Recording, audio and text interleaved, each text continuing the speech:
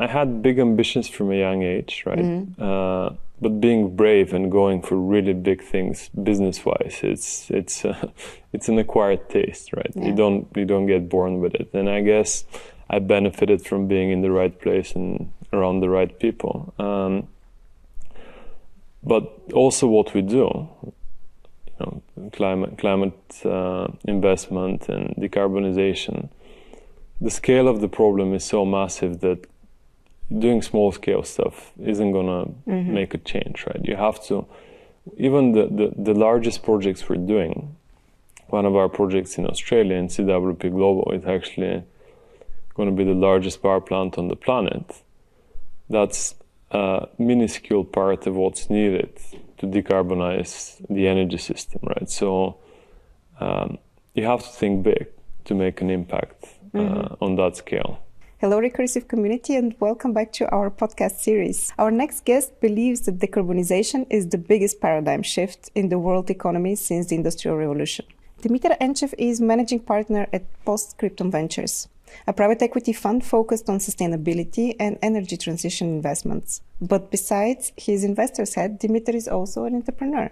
He co-founded CWP Global, a company that developed and realized a number of large-scale renewable projects, including the biggest wind farm in Europe. Recently, Dimitar has made an exit with CWP Renewables, one of the leading renewable energy players in Australia. He will now focus his efforts on the group's projects in Europe and new climate tech opportunities such as green hydrogen. Dimitar graduated from Swarthmore College in the USA and London School of Economics. Dimitar, welcome to the Recursive Podcast. Thank you for having me. I would like to bring you back a bit in time, when you were young, when you were still studying, and you dreamt of becoming an investment banker. But you got lucky, and your first job was actually in sustainability. What sparked your curiosity in the field, and how did you find out that this world would be the place where you develop your skills in the future? Yeah, that's an interesting question. So first of all, I didn't dream of becoming an investment banker. I thought I could make the most money being an investment banker. But then I met a guy who I ended up becoming a partner with. Mark Randall. Yeah. And he had just set up his private equity fund, PostScriptum. And he thought, okay, well, I can make just as much money in private equity as in investment banking, but this is focusing on sustainability, so I'm going to be saving the planet while making money. So that's even better. So I didn't really know what I was getting myself into. I can't say that I had a very strong, save the planet conviction, right? I just wanted to be successful. How did you two meet? I mean, he's a very successful individual, right? Yeah, no, Mark's a very interesting guy. So we met because he was on the board of the college that I went to in the US. It's one of the best colleges in the US and in the world, really. And he was on the board. That's how we met. He was just setting up. He had just actually retired and unretired. And PostScriptum was supposed to be his, PS on his professional life. I see. But yeah, so he right place at the right time, I guess. And how did you think you made an impression on him? Well, I was persistent, so he turned me down a few times. I wanted to get an internship with him, and he said, no, sorry. Because, first of all, he was a very senior guy, right? So he was the youngest partner in the history of Morgan Stanley. Wow. At 25, and then when I met him, he had just exited the company that he founded that was doing 100 billion of revenue a year, right? So if you work in an investment bank, right, you don't get to work with people at that level from the beginning, right? And he was just setting up PostScriptum, right? So he had him and another partner and support staff, So there was no middle layer, and I thought that would be a fantastic opportunity for me to grow quickly. So I was very persistent, and he gave me an internship. I did an internship for one summer. He was very skeptical about it, but he said, okay, you can, do busy work You're for so one tenacious. summer, right? Okay. I slept on a friend's couch for the summer, and then I guess I did something right, because he offered me a job, and I actually ended up working my last year of university. I was working half-time for PostScriptum already. Before you started your internship, did you have any idea of what your job is going to be about? Or? No idea. I didn't even know who the guy was, actually. And he said, "Oh, I can, if you want to talk about, career and stuff like that. We can always have it." He was living in London, right? And I was in London at the time. So he offered to have drinks or whatever. So I got in touch with his assistant, and that was probably in November. And she said, "Yeah, sure. How are you at 5 o'clock on March 5th?" And I said, "That's in like 3 months. What are you talking about?" "Yeah, well, that's Mark's a busy guy." So then I looked him up and I said, "Okay, well, this is actually more interesting than I expected." Well, and I mean, looking at from outside, I have like the impression that his mentorship played a big role in your career development. For sure, yeah. Can you tell us a bit more about your relationship to him, and how did it shape your mindset, also in the professional, but also in the personal aspect? Well, I guess the biggest thing was allowing you, or kind of pushing you to think big, right? Because if you're already at that level, and if you've already done $100 billion company, you can't think about your next thing being small, right? So having that mentality, if you're doing something, it might as well be large scale, and that's unusual to have early on, right? So especially for someone who is coming from our geography. No, exactly. Yeah. So I guess that was a really important thing. And also, I guess in a way, once you've made your money, once you've become successful and you retired and then unretired, right? You get to do business on your own terms, right? You get to do the right thing. You get to choose who you do it with, and you get to choose your mission. And that's a luxury that I've sort of benefited from early on. And, it's a good feeling to be able to do something that I find meaningful and positive for the world. I think mentorship, I was never really that lucky, to have someone as close as you had, Mark, who would mentor me and guide me.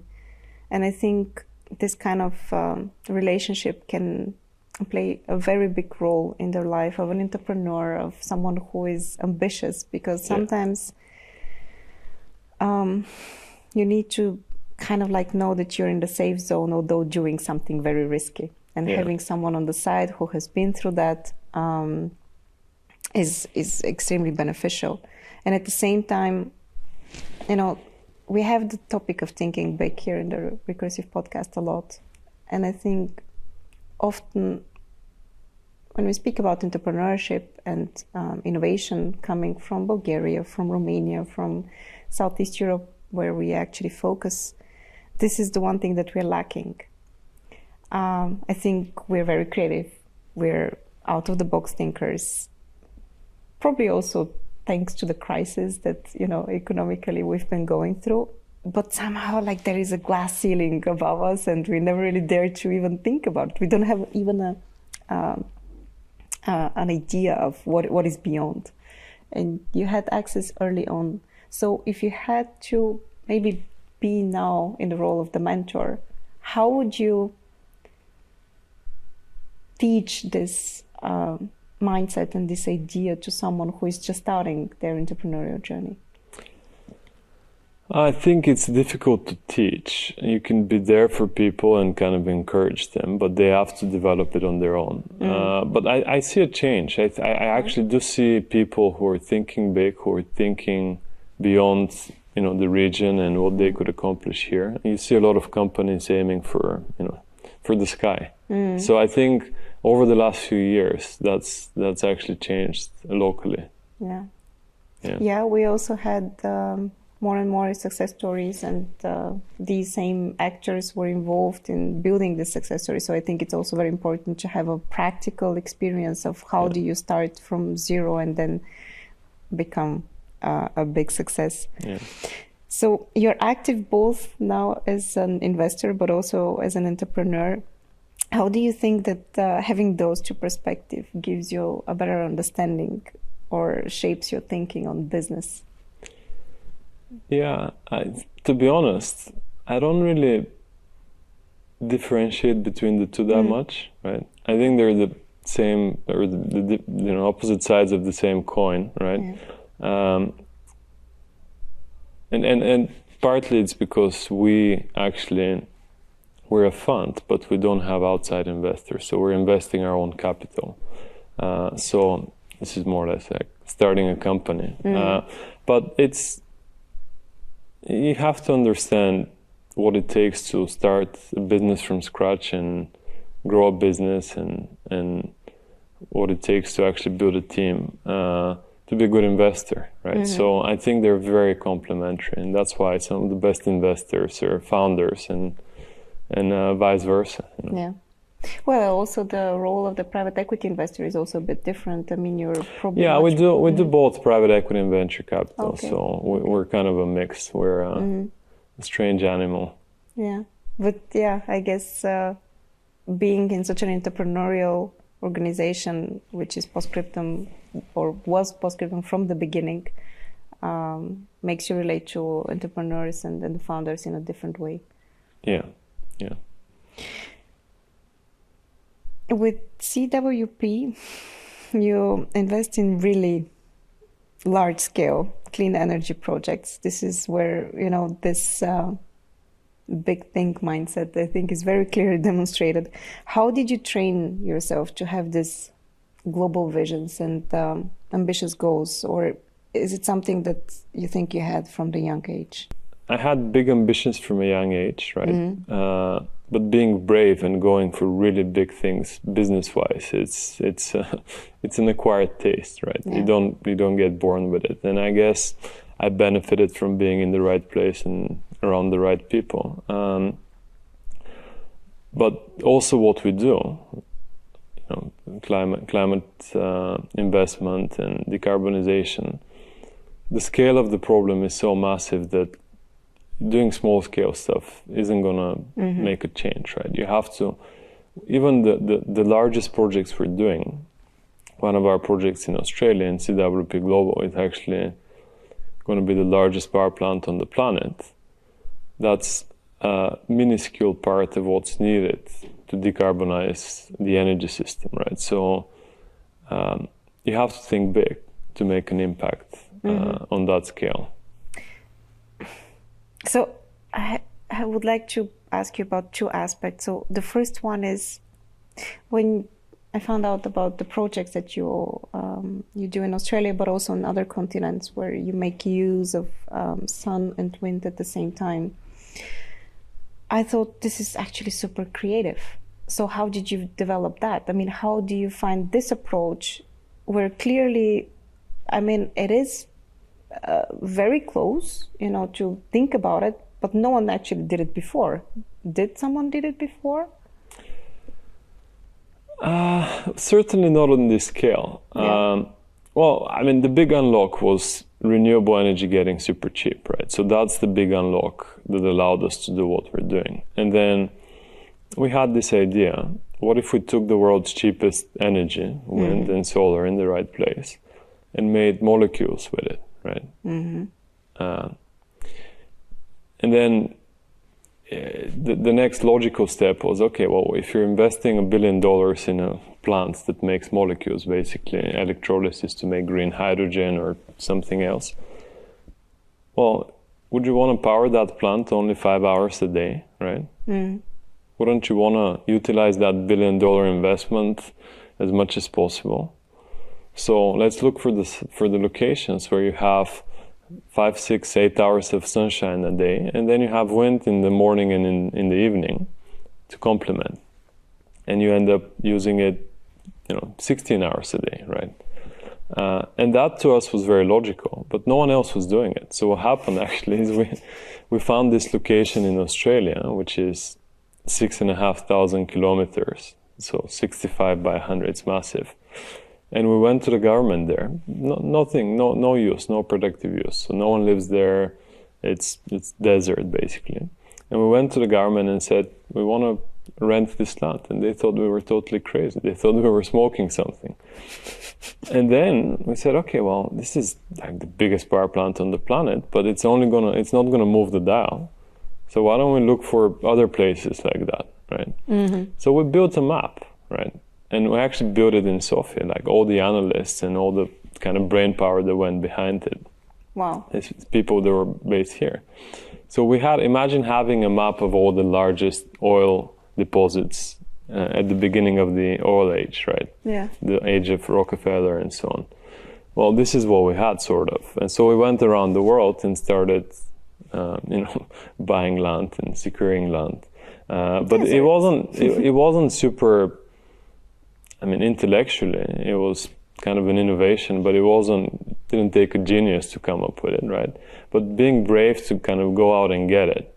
And now you have all the large oil and gas companies, the BPs and Totals and so on, running around the same locations just a few years later, trying to get the same or adjacent land plots, right? And then I guess the governments react in a different way now. Oh, now it's different. It's different. I guess it's much more expensive to build a project like that now. How do you develop such large-scale projects without? You didn't act without the governments, but isn't that usually an investment from governments that is made and somehow coordinated by them? How many people are you in Sofia now? We're about 50, 60 people. So 50 people in Sofia? We have about 170 people globally that work directly for us. That does not include, obviously, the companies we're invested in. Okay, so it takes 100-something people. Well, governments are not very good at inventing businesses, right? They're not very good at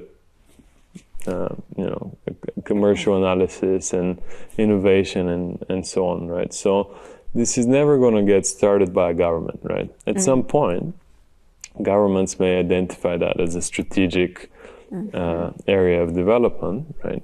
But someone needs to get it done. Someone needs to get it started, get it developed intellectually and commercially. And this is where we come in, right? We are not, so if you take that Australian project, which actually BP bought half of, or 40% of. CWP Renewables. No, this is the large hydrogen project. Okay. Right? So the Australian...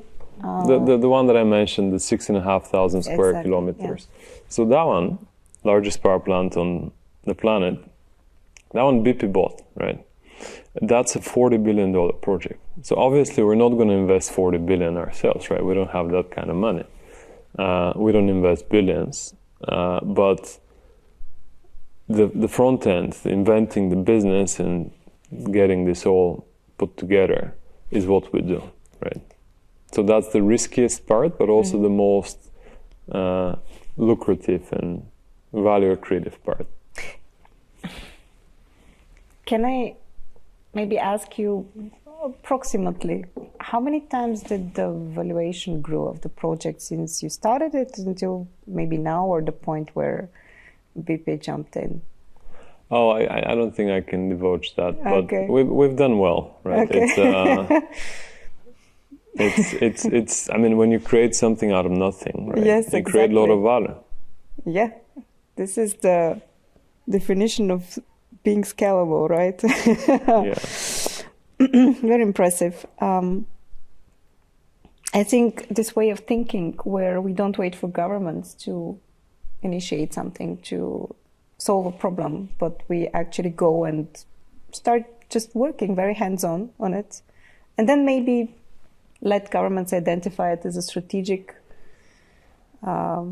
priority for them, is something that we can definitely transfer in many, many areas. Yeah. And we can learn from in Bulgaria, in Europe, and actually everywhere. Many people are doing it, right? That's exactly. But I just wanted to point it out because I think some of us need to get out a bit of the passive or victimized role where we just wait someone or the government to solve our issues. Yeah. Sometimes it just takes, a couple of steps, start doing it, and then if it's successful and it makes sense, then others will follow with more capital, with more ambition. Yeah. Very, very inspiring. How did you decide to launch the second fund of PostScriptum Ventures in Bulgaria? Does it have to do something with the region's potential, or was there more like a personal decision? A bit of both, actually. The story, and I can't remember which year was that, probably 2014 or 15.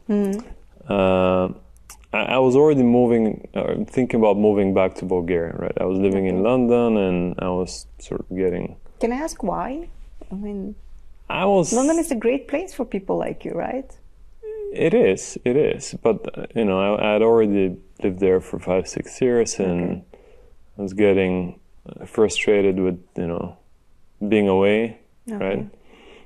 Before that, I lived in the US. So I was at that point where I was sort of thinking about maybe moving back. And then I saw the developments here in Bulgaria, with the ecosystem and with the artillery exit and so on, right?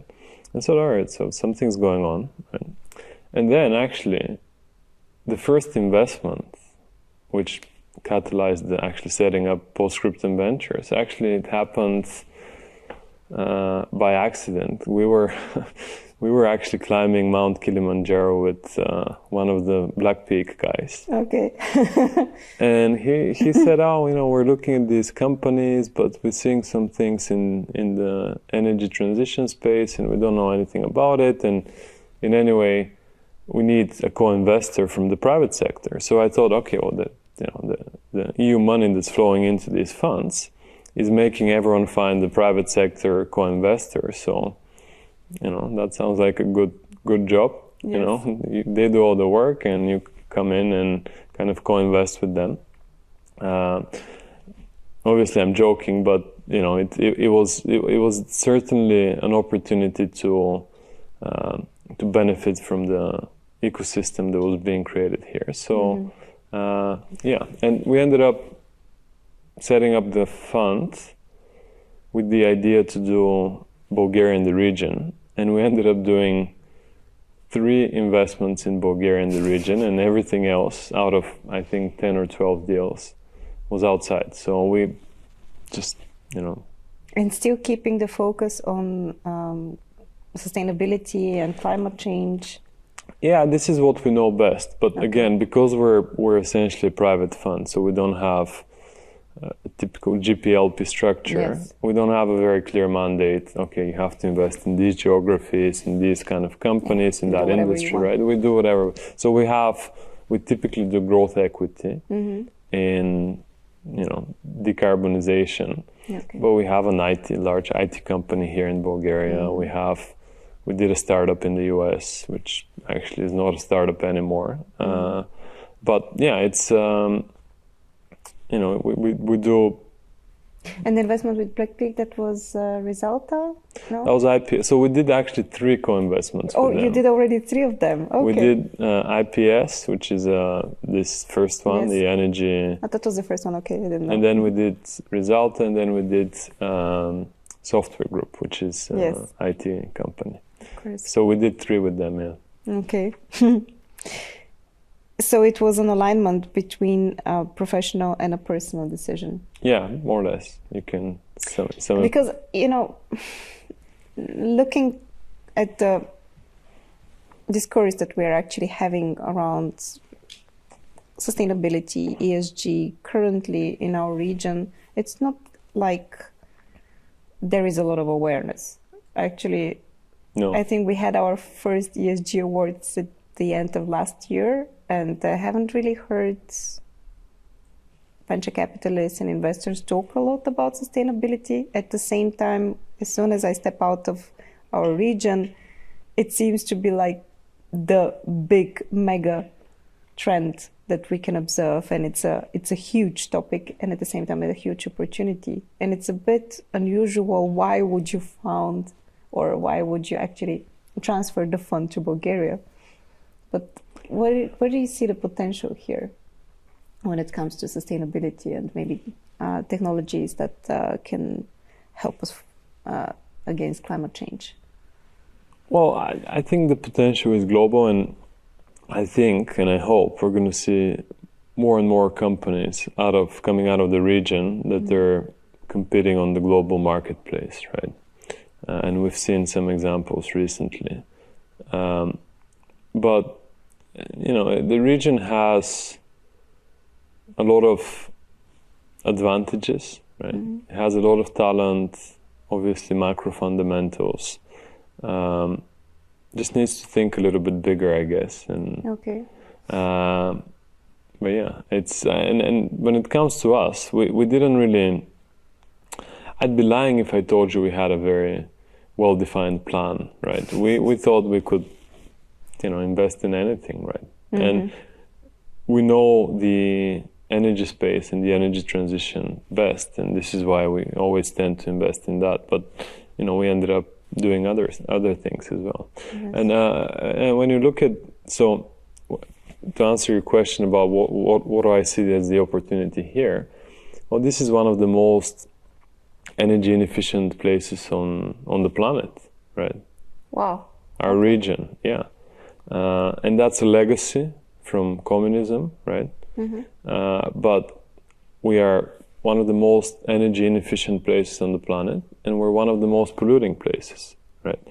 And both of those are a big challenge, but also an opportunity, right? Do you calculate that per capita or? Per unit of economic output. Okay. Is usually how you do energy efficiency. Yeah. Okay. Per capita, maybe not, because we're not that rich yet, but yes.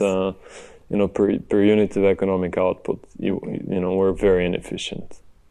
And you're speaking here concretely of Bulgaria or the whole region? Bulgaria and the whole region as well, right? I mean, if you talk about the, Western Balkans, it's even worse, right? Wow. And where they're running power plants coal plants that are 50, 60 years old.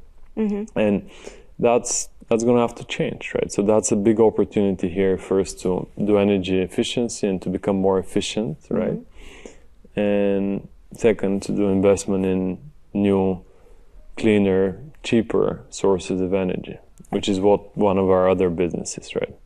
I'm a big fan of thinking that whenever you face like big issues, there is also a great opportunity and a great market niche. Of course, yeah. I love it. I mean, and we've seen that in Africa, for instance, with fintech. I mean, where you had actually the biggest challenges because there is no infrastructure. At the same time, one of the most innovative solutions were actually developed.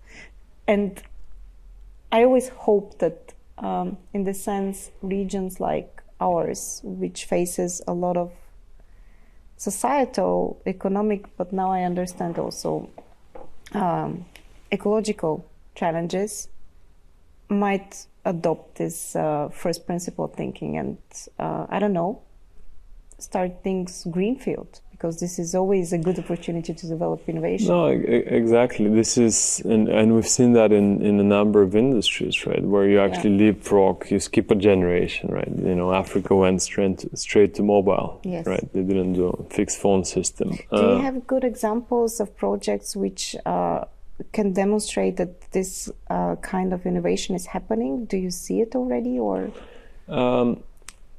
Well, you do have countries that are not replacing anything, right? But anything new they're building is green, right? And that's just the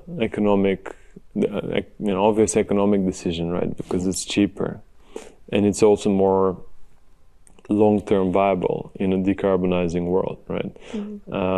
So you're already seeing that in a lot of places. Here, it's a little bit of a different story because of, again, the legacy that we have, right? We're not growing in energy consumption and so on so much as Africa, for example, or Asia, right? So we don't have to build that much new stuff. So the debate is, should we close down this plant and replace it with this, instead of, okay, I've got something new that I need to build, what's the cheapest option, right?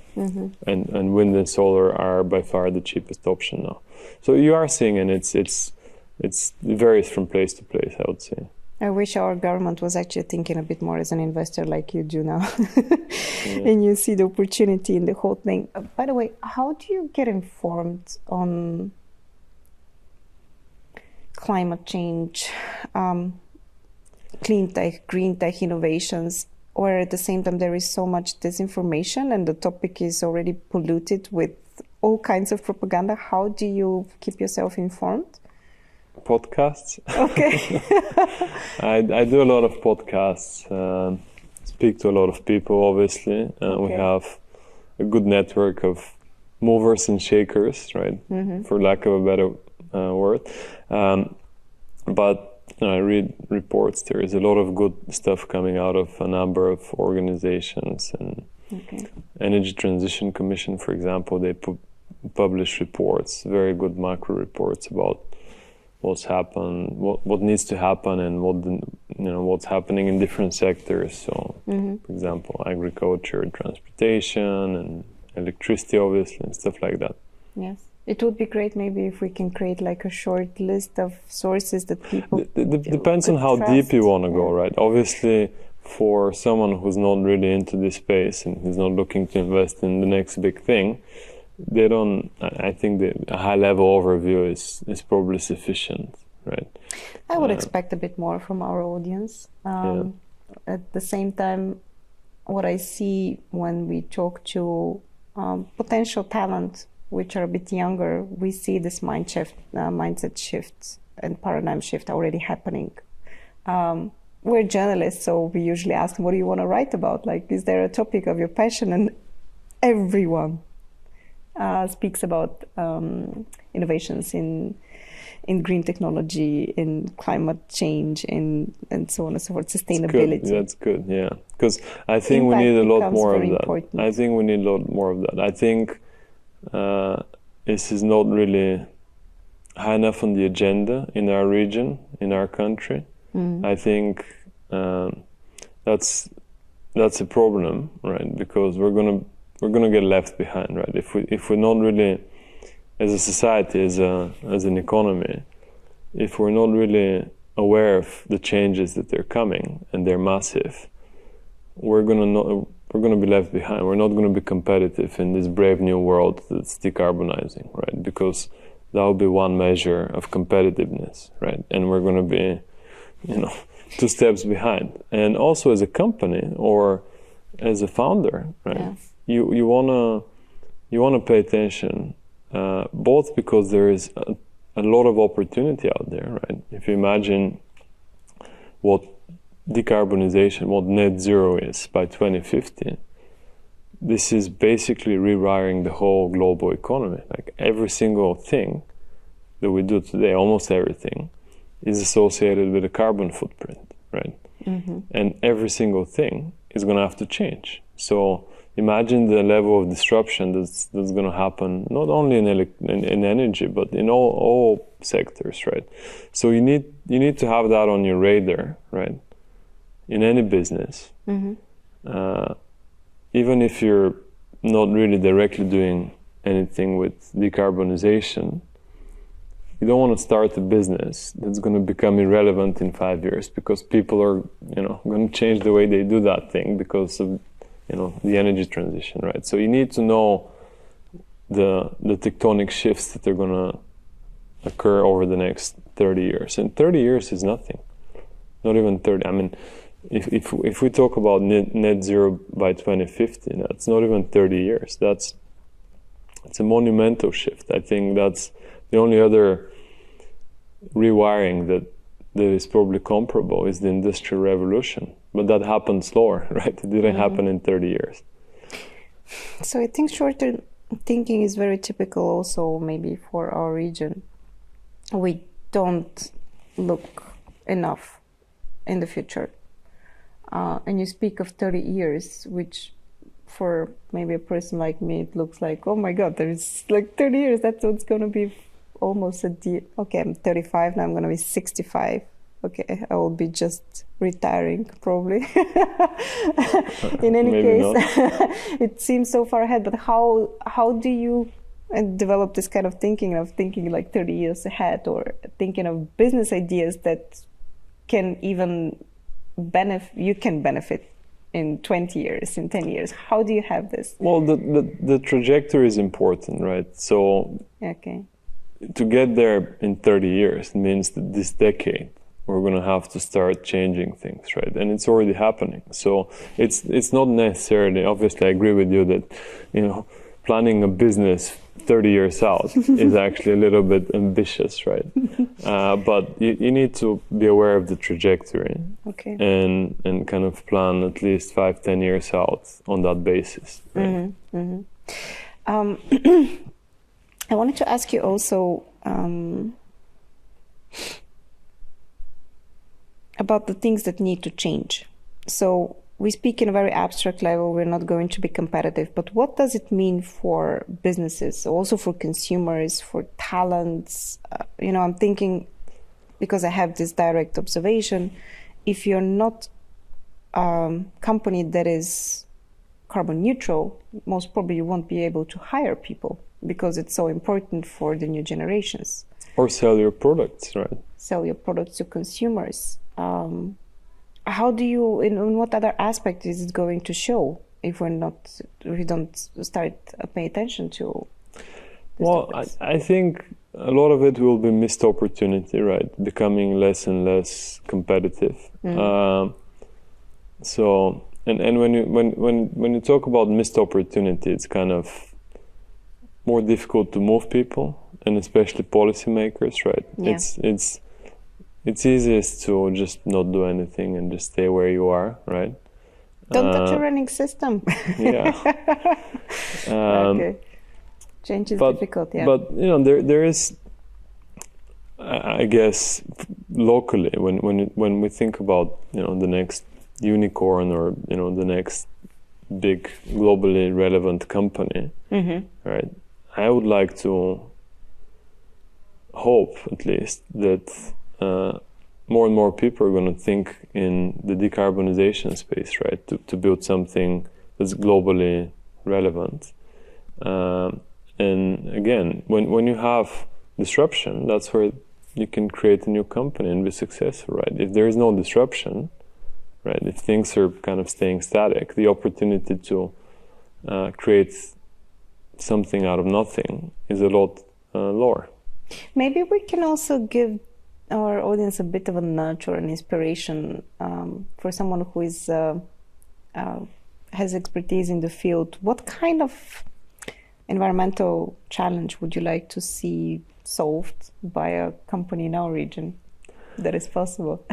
Oh, well, I'm sure that you generate more ideas that you can actually implement. No, for sure. There is not enough time in the day, unfortunately. Yes. But look, this is so big and broad, and it actually affects almost everything we do. So you can't really just pick one thing, right? But if I can try to systematize, I guess electricity and generation of electricity is going to be super important, and that needs to become green, but it also needs to grow at least 3 times, because we're going to electrify a lot of stuff.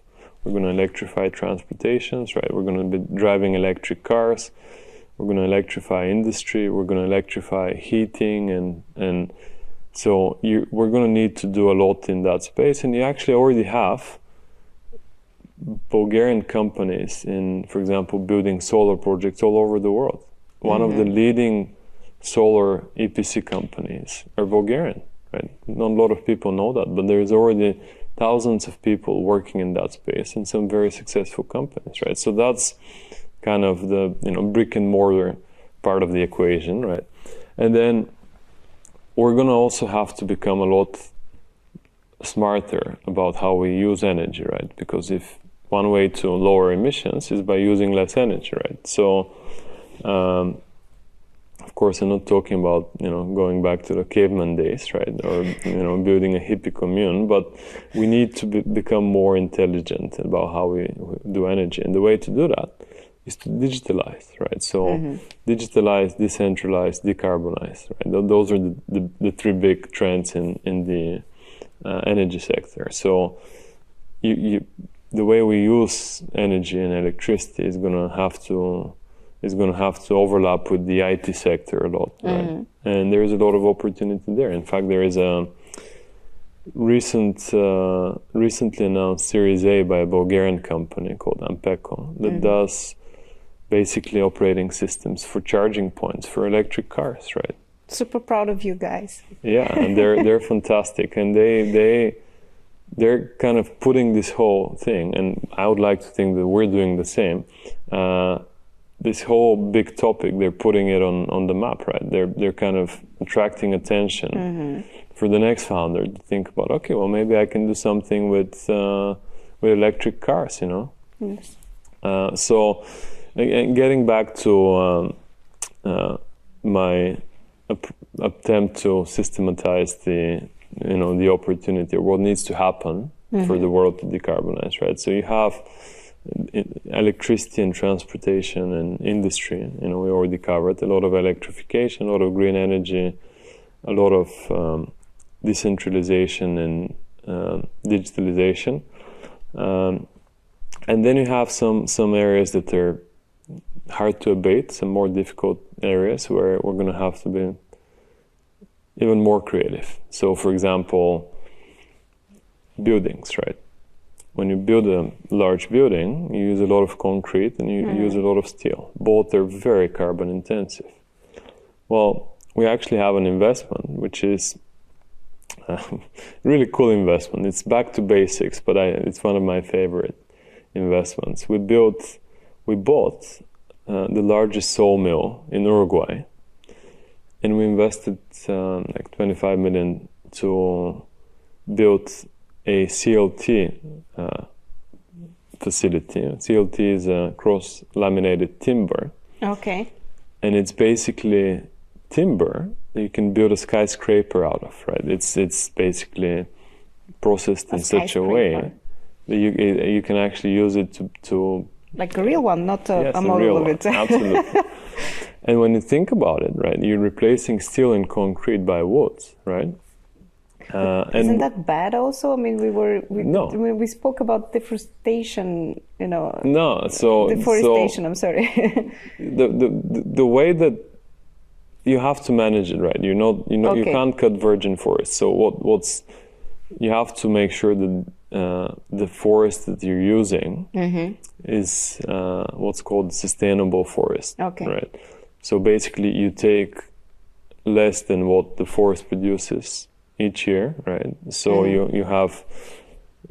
an equilibrium, and you take it in a sustainable way. And in fact, this actually promotes a healthy forest, right? So we do that in Uruguay. But also the logic behind why this is good for the climate crisis, for emissions, is that trees, as they grow, they suck up carbon from the atmosphere. That's what they're made of, right? Yes. They suck up CO2 and produce oxygen through photosynthesis. So in a way, what you're doing by building a skyscraper out of wood is that you're actually locking that carbon, you're sucking it out of the atmosphere. So you're not only carbon negative, so you're not only carbon neutral, you're actually carbon negative. You're sequestering carbon in the building, right? And, people are doing green cement, or people are doing green steel, and all sorts of innovation is happening in this space, right? And what about recycling? And of course, recycling, that's a big topic, right? What we're doing, we're here in Bulgaria. We're kind of, I think there is 2 procedures against Bulgaria for not recycling and for not utilizing waste, right? So we're just putting it in the ground, we're just landfilling it. At the same time, I visited at some point an event where the lecturers were also putting the whole thing into perspective, and were saying that there is a huge opportunity in waste, and the innovators who are going to utilize waste they're going to be extremely successful. That's actually a huge opportunity because we are producing more and more waste. Yeah. And it's gold. It turns out that now waste is actually gold. Yeah, and literally there is actually gold in it, right? So, but no, it is valuable. It's the waste rush. and it's and there is economic opportunity in that as well. I mean, that's how the economy is supposed to work, right? If you're doing something that society needs, right, which is what we just mentioned, you're supposed to make money. So there is supposed to be economic opportunity in that. So that's a good thing, you know. Economic signals are supposed to point you in the right direction, right? Yes. What confuses me a bit, and what I'm actually afraid of, is that this topic is also becoming more popular. So a lot of brands and business actors are using it as a competitive advantage, and it becomes even harder and harder to discern between greenwashing and really sustainable solutions. How do you do that? Because, you know, someone says, okay, this is sustainable, and they put it in a green package and everything. But when you look at the supply chain, it turns out that there is a totally different story. No, and there's a lot of greenwashing. There's a lot of bullshit out there. And generally, and this is actually a very broad topic, so I don't know how deep we want to go, but generally, you have, and this is my own personal view, you have this pushing of responsibility to the consumer, right? You're basically, as a consumer, being told by the big companies, oh, you need to do more, you need to recycle, and that's actually wrong. I believe it's not going to solve the problem. It's not going to move the needle, right? No. What we need to do as a society is a top-down solution, right? You need to say, okay, your externality, your carbon emissions have a price, and we need to bake that into the price, and we need to make the producer actually pay that price, right? You can't try to push it down to the consumer using the morally right thing to do, right? You need to save water, you need to drive less, or you need to whatever, right? It's not going to move the dial, right? And it's just shirking of responsibility by the big businesses. No, I'm really confused actually as a consumer of how am I supposed to act? What am I supposed to eat? At some point, everything that I do is actually bad, and is causing carbon emissions. It's creating this anxiety, and it is. I'm really honestly trying to do the right thing, and at the same time, it just doesn't work. And then it's coming back to what I just said. It's kind of transferring responsibility, and you're kind of thinking, oh, I'm not eating the right thing, or I'm buying too many clothes and whatever. So I'm the problem, but you're not the problem, right? The problem is that there is this externality that's not priced. Right, and that needs to be solved ultimately by governments, right? Making big companies, making the producers price that externality. Governments and also corporations, they are also missing their targets. I mean, from what we have seen from the last COP meetings. So experts warn us that we are missing kind of like, the timeline, that it's already too late. Speaking of what needs to be done, I'm thinking that at this point, this smooth transitioning agenda, it just doesn't work. So we need like really bold moves. There's nothing smooth about this transition, right? Okay. It's not going to be smooth. And yes, we are missing the trajectories. We are way behind schedule. Actually, CO2 emissions are going up, right? We're not even going down yet, right? And the way, it's not an easy problem to solve, right? We have it's an externality. You have the free rider problem, right? So you always have an incentive to cheat, right? As a country or as a company or whatever. But at the end of the day, right, what we need to remember, which I think most people don't realize, is that this is an investment. This is one of the best investments we could make. For 2-3% of global GDP, right? You're actually avoiding something that's going to cost you 10-15%, right? So you believe in the homo economicus in people, not in their... No, exactly. You just need to bring what governments need to do, right? And that's, unfortunately, because of the nature of the problem, it cannot be solved without, government intervention. What governments need to do is kind of price the externality and bring the horizon forward, right? So that actually they incentivize people to make the right economic choice for themselves on a longer horizon. But at the end of the day, right, this is an economic optimization we're doing, right? Decarbonizing is not going to have a net cost, right? It's going to have a net benefit. And people don't realize that. A lot of people are saying, why should I? It's going to be expensive, this green stuff. I think this is why we also started, looking away a bit from the topic, because it's so negatively charged. It's, you look at it and everyone is warning you of a disaster. And in your daily life, you don't want to have disasters all the time around you. I mean, we are already in kind of like a empathy fatigue from all the disasters that are happening in the past, only just in the past months and couple of years, let alone think of something that, okay, it's going to come in, I don't know, a couple of decades. It's already coming, right? We can already feel it. Yeah. I mean, we can all see what's happening, and it's going to be coming more and more.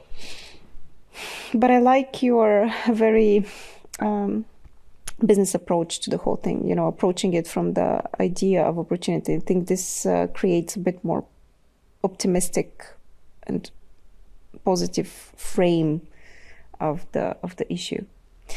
Yeah, well, this is how how the world functions, right? And it's like that quote about democracy, right? I feel the same way about capitalism. It's a bad system, but it's better than anything else we've invented. True. True.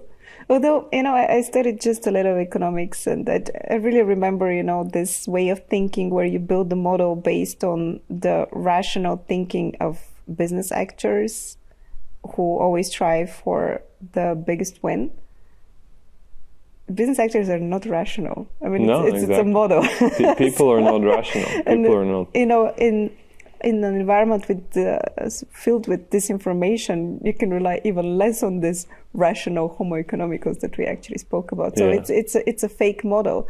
But I truly believe in, I'm not quite sure, I need to check the old books who said that the 3 different value propositions.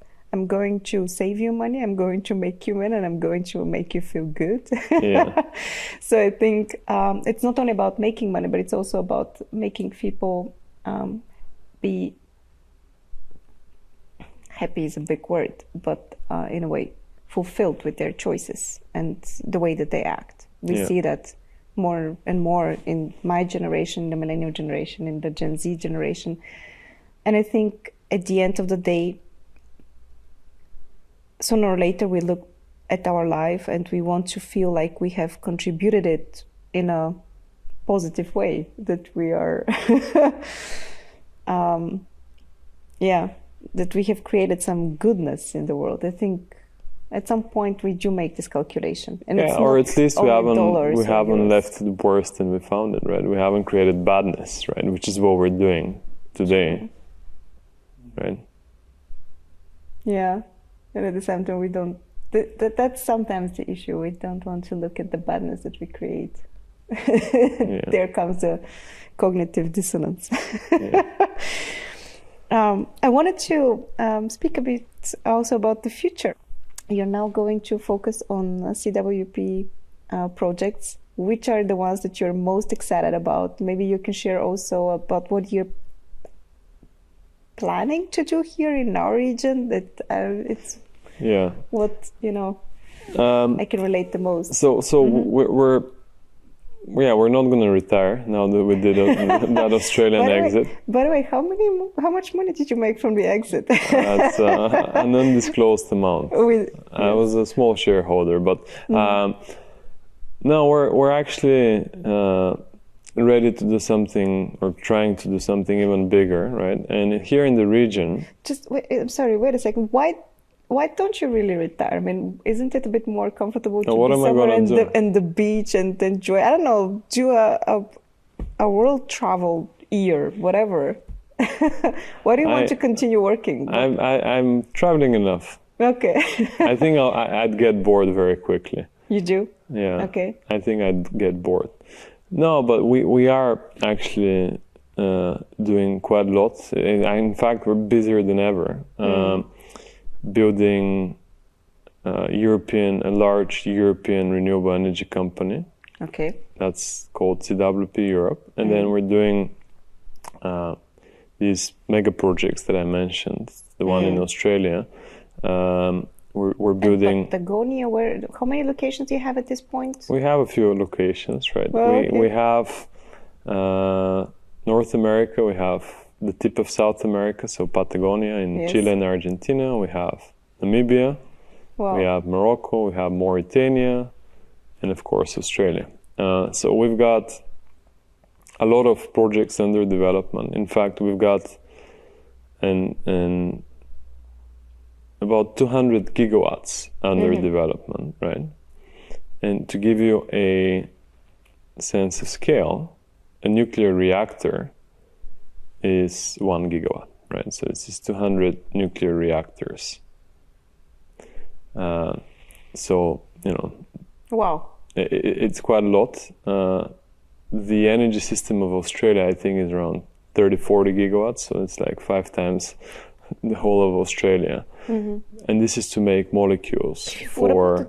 What about the transportation of the molecules? Because transport is also something which is usually causing carbon emissions. Yeah, and that's also something that needs to get decarbonized. And the solution, as far as we can make out, for long-haul shipping is a hydrogen-based fuel, whether green ammonia or green methanol or some sort of other green fuel made out of hydrogen molecules, which are made out of green electrons, right? So, and our portfolio is a drop in the ocean, right? This 200 gigawatts, which is massive, and it's this $300 billion investment. So this 200 gigawatts is still a drop in the ocean of what we would need, so Correct. to say.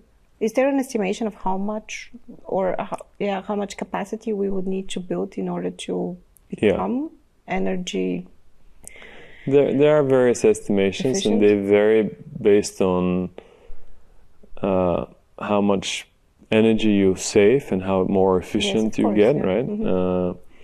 But look, there is already 2,000 gigawatts of renewable energy in the world, right? So, roughly, I mean, maybe I'm kind of inventing a number, but it's between 1 and 2 gigawatts, terawatts, sorry, 1,000 and 2,000. So, yes, it's a big challenge. Yes, we need a lot, but it's actually doable. We have the technology. It's cheaper than anything else, right? We can make green ammonia in the desert of Australia cheaper than the current price of ammonia made out of gas, right? Yeah, of course, at the moment where more competitors join in, it's going to probably change because everyone would be wanting to have the access still. Okay. And so broadly, we're, just to get back to your question, broadly we're doing these two businesses, right? And we also have, of course, the venture business. This is our weekend job. So we're looking at a few investments, and that would be my next question. We already have our existing portfolio, right, which is which may or may not exit a few of those companies, right? So we're keeping busy, and then in Europe, just to answer your direct question, if someone wants to talk to you, identifies with your values, with your mission, with of course, your business and financial goals, how can they reach you? So Well, I'm sure they can find a way. Okay. You're not going to make yourself scarce as Mark Randall when you reached out to him? Okay. No, I'm, well, look, I travel a lot and I'm quite busy, but I'm always trying to help people with, even if it's just a piece of advice, right? That's sometimes all it takes, right? So I'm sure people are going to find a way to find me. I'm not hiding. You are not, okay. You're also pretty much involved in developing this kind of entrepreneurial thinking with youngsters, with different kinds of initiatives. Yes. Well, for me, for us, it's important that I think locally that people get it, that people are aware of this massive opportunity that's coming, and both for founders, for investors, for existing companies, for governments. We're not making a lot of progress on that front, but this is a massive, both a challenge and an opportunity, right? So we are doing our best to make it more conspicuous, put it on people's radars. We would also need reskilling in this if we're going to make this shift, because businesses, after all, are made by people, and I don't think that we have enough people who are educated in this field. And we are, that's part of one of our initiatives we have a sustainability scholarship that we do each year for someone who wants to go study something related to sustainability and then come back to Bulgaria, right? So we're doing initiatives like that. Very good. Yeah. You mentioned thinking ahead in 30 years. I wonder, where do you... So, obviously, by running these projects, you would have a very interesting footprint if you look in the future. I don't know how old you are right now, but okay, let's say in 40 years, what is the footprint that you would like to have left behind you? Have you thought about it? Oh, that's that's a big question. I haven't actually. No, I haven't. I never Step thought by about step. it. Right. Okay. I have a kid, so that's a that big part of it. I kids hope. put everything in perspective. Yes, definitely. But yeah, I know we're just doing as we see the need and opportunity, and we're not really thinking in terms of the 30 years Then what is it? result. What is it that guides you? Do you have like a North Star or a gut feeling that tells you, okay, now I'm on the right trajectory? Well, at the end of the day, if you're we're a business, right? We're not a non-profit, so there is when you're doing investment or any kind of business, there is a scoring system, and it's called return on investment. It's called money. Still, right? Most of the investments are not successful. You cannot really calculate it. So I guess, I think in a way there is also a lot of people's knowledge and gut feeling in the whole business. It's not about projected returns. I'll be honest, when I got into this, I didn't care about saving the environment, right? I wanted to make money. Now that I've been in the space for a while, and now that I have a kid, actually, I still want to make money, right? But the impact, the mission part of the equation has become a lot more important as well, right? And that's a luxury to be able to do something that you like and also you think is critically important to the world.